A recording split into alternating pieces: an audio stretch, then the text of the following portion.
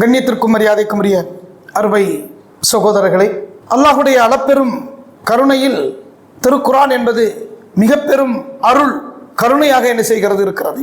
ஆகவேதான் எந்த விதமான குழப்பமுமின்றி நாம் சட்ட வழிமுறைகளையும் ஒழுக்க நெறிமுறைகளையும் உரிமைகளையும் மிகச் சரியாக பேணுகின்ற ஒரு வாய்ப்பு நமக்கு என்ன செய்திருக்கு கிடைத்திருக்கிறது. இப்படிப்பட்ட ஒரு செய்தியை இறைத்தூதர் முஹம்மது ஸல்லல்லாஹு அலைஹி வஸல்லம் அவர்கள் மக்களிடம் சொல்லிக் கொண்டிருக்க போகும் பொழுது பல்வேறு விதமான கேள்விகளை அவர்கள் கேட்டார்கள். கேட்கின்ற கேள்விகளில் நம்பிக்கையாளர்கள் கேட்ட கேள்வியும் உண்டு, நிராகரிப்பாளர்கள் கேட்ட கேள்வியும் உண்டு. நிராகரிப்பாளர்கள் கேட்ட கேள்விகள் சார்ந்த விஷயங்கள் எல்லாம் அது விவரத்தை புரிந்து கொள்வதற்காக வேண்டி இருக்காது, விஷயத்தை செய்தியை உள்வாங்கிக் கொண்டு புரிந்து கொள்வதற்காக வேண்டி இருக்காது. இறை தூதரை ஸல்லல்லாஹு அலைஹி வஸல்லம் அவர்களை இழிவுபடுத்த வேண்டும் என்ற நோக்கமும் அவர்களை இயலாமைக்குள்ளாக ஆக்க வேண்டும் என்ற அந்த நோக்கமும் அவர்களை கொஞ்சம் திடுக்கிட வைக்க வேண்டும் என்ற அந்த நோக்கமும், இப்படி பல நோக்கங்கள் அவர்களுடைய கேள்விகளிலே இருந்தது. அதுபோன்று ஒரு கேள்வியைத்தான் இவர்கள் என்ன செய்தார்கள், மறுபடியும் இறை தூதரிடத்திலே கேட்கிறார்கள். அதாவது கியாம நாள் எப்பொழுது வரும் என்று நபியே அவர்கள் உம்மிடம் கேட்கிறார்கள் என்று நபி ஸல்லல்லாஹு அலைஹி வஸல்லம் அவரிடத்திலே கேட்ட கேள்வியை அல்லாஹ் அந்த கேள்வியை திருப்பி சொல்லிவிட்டு அதற்குண்டான பதிலை சொல்லுகிறான். இறுதி தீர்ப்புக்குரிய நேரத்தை பற்றி அது எப்போது வரும் என்று இவர்கள் உம்மிடம் கேட்கிறார்கள் என்று அல்லாஹ் பதில் சொல்கிறான். பாருங்கள், இதுதான் ஒரு விசித்திரமான ஒரு விஷயம். இது ஏன் அப்படின்னு சொல்லிட்டு சொன்னா, அவர்கள் நினைச்சாங்க நாளைக்கு வரும், நாளை கழிச்சு வரும், இன்னைக்கு வரும், 5 வருஷத்துல வரும், 25 வருஷத்துல வரும். இப்படி ஏதாவது சொன்னால் அந்த நேரம் முடிந்து விட்டதற்கு பின்னால் இப்படி சொன்னியப்பா, இப்படி சொன்னாரே என்ற ரீதியிலே ஒரு குழப்பத்தை உண்டு பண்ணுகின்ற ஒரு சூழலுக்காக வேண்டி அவர்கள் என்ன செய்கிறார்கள், கேட்கிறார்கள். இது போன்ற விஷயத்தை ஃபிரௌன் கூட ஹஸரத் மூசா அலைஹிஸ்ஸலாத்து வஸ்ஸலாம் அவர்களிடத்தில் கேட்டானே, நம்ரூத் கூட ஹஸரத் இப்ராஹிம் அலைஹிஸ்ஸலாத்து வஸ்ஸலாம் அவர்களிடத்தில் கேட்டானே. அதுபோன்ற இறை தூதர் முஹம்மது ஸல்லல்லாஹு அலைஹி வஸல்லம் அவர்களிடத்திலும் கேட்கிறார்கள். கியாம நாள், அழிவு நாள், உலகம் அழிவு நாள் எப்பொழுது வரும் என்று கேட்கான். அல்லாஹ் அதற்கு பதில் சொல்கிறான். பாருங்கள், அல்லாஹ் சொல்கிறான், குல் நபி அவர்களுக்கு சொல்லும், இன்னமா இல்முஹா இன்த ரப்பி. இதான் வாசகம். அதற்குண்டான அறிவு என்னிடம் இல்லை, அதற்குண்டான ஞானம் என்னுடைய ரப்பிடத்தில் இருக்கிறது என்று சொல்லி அல்லாஹ்வையும் அறிமுகப்படுத்தி விடுகிறார்கள். அதே சமயத்தில் அதற்குண்டான கேள்விக்குண்டான பதிலாகவும் என்ன செய்கிறது இருக்கிறது. அவர்கள் வாயெடுத்து போய்விட்டார். இந்த பதிலை இறை தூதரிடத்திலே அவர்கள் என்ன செய்யவில்லை, எதிர்பார்க்கவில்லை. குல் இன்னமா இல்முஹா இன்த ரப்பி லா யுஜல்லிஹா லிவக்திஹா இல்லா ஹுவ.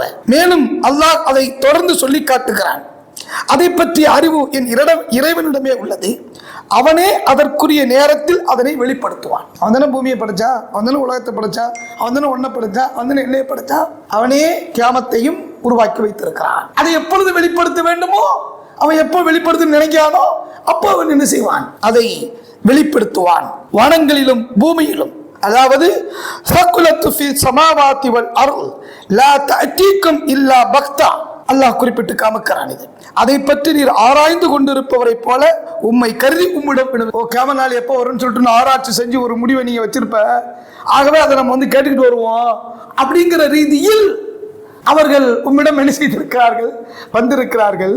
அப்படிலாம் ஒன்றும் கிடையாது என்ற ரீதியிலே அல்லாஹ் அதற்கு பதில் சொல்லிக் கொள்ள நீர் கூறும், அதனை பற்றிய அறிவு அல்லாஹ்விடமே உள்ளது. மீண்டும் சொல்கிறான் அல்லாஹ் தஆலா, அஸ்அலூனக கஅன்னக ஹஃபியுன் அன்ஹா குல் இன்னமா இல்முஹா இன்தல்லாஹி வலாக்கின் அக்ஸரன் நாஸி லா யஅலமூன்.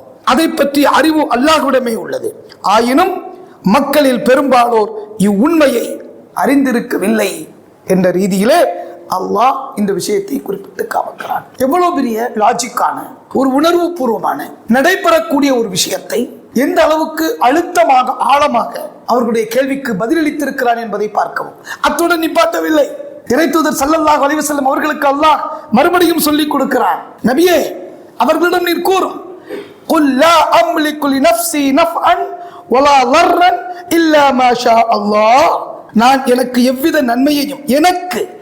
நன்மையையும் இழப்பையும் ஏற்படுத்தும் ஆற்றல் பெற்றிருக்க மாட்டேன். பெற்றிருக்கவில்லை. அல்லாஹ் எதை நாடுகிறானோ அதுவே நிகழ்கிறது. இங்க தூதத்துவத்தின் தன்மையையும் எடுத்துரைத்து விட்டார்கள் நபி ஸல்லல்லாஹு அலைஹி வஸல்லம் அவர்கள். நான் ஒன்றும் கடவுள் இல்லப்பா, அதாவது மறைவான விஷயங்கள் எனக்கு ஒன்றும் தெரியாது, என்னை குறித்த விவரங்கள் கூட அல்லாஹ்வுக்கு தான் தெரியும், எனது நன்மை குறித்து எனது இழப்பை குறித்து இறைவனுக்கு தான் என்ன செய்யும் தெரியும் என்ற ரீதியிலே தன் தூதத்துவத்தின் நிலை குறித்த விஷயத்தையும் அவர்களிடம் அந்த நேரத்திலே எடுத்துரைத்து இறைவனிடம் திருப்புகிறார்கள். எல்லாவற்றையும் அல்லாஹ்விடம் திருப்புகிறார்கள். அந்த படைத்த இறைவனிடம் அனைத்து அம்சங்களையும் இந்த மக்கள் உணரச் செய்யும் விதத்திலே அவர்கள் என்ன செய்கிறார்கள்?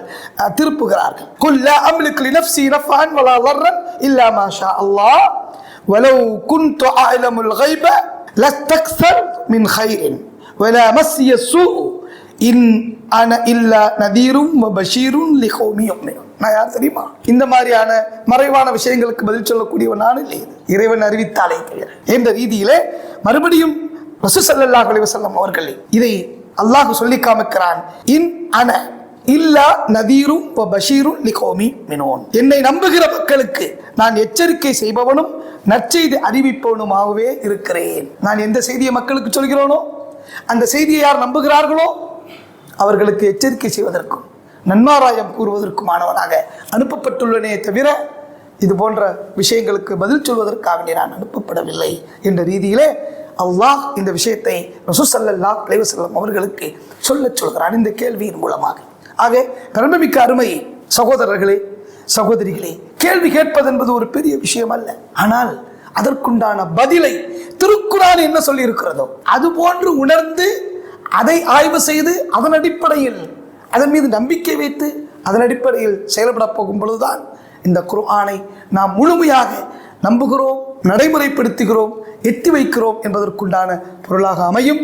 அப்படிப்பட்ட ஒரு பாக்கியத்தை இந்த ரமலான் மாதத்தில் மனிதர்களுக்கும் வல்ல இறைவன் தந்தருள வேண்டும் என்று பிரார்த்தனையுடன் நிறைவு செய்து கொள்கிறேன். அஸ்ஸலாமு அலைக்கும் வரஹ்மத்துல்லாஹி தஆலா வ பரகாத்துஹு.